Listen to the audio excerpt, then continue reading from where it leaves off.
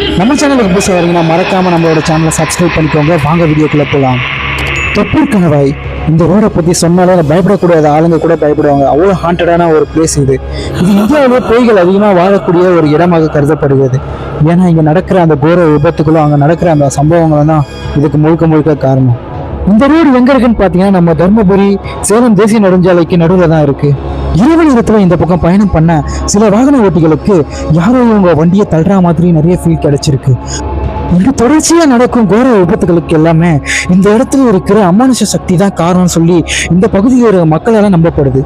இரவு நேரத்தில் பயணம் பண்ணும்போது நீங்கள் இறந்து போனவங்களோட ஆன்மா இந்த இடத்துல அலற சத்தம் இங்கே இருக்கிற மக்கள் நிறைய பேர் கேட்டதாக சொல்கிறாங்க. இந்த விஷயம் உண்மையான்னு சொல்லிட்டு நீங்கள் கமெண்ட் பண்ணுங்கள். இதே மாதிரி இன்ட்ரெஸ்டிங்கான வீடியோவில் நெக்ஸ்ட் டைம் நம்ம சந்திப்போம். இது போல உங்களுக்கு தொப்பூரில் நடந்த ஏதாச்சும் ஒரு நிகழ்வு இருந்துச்சுன்னா மறக்காமல் கமெண்ட் பாக்ஸில் தெரிவிங்க.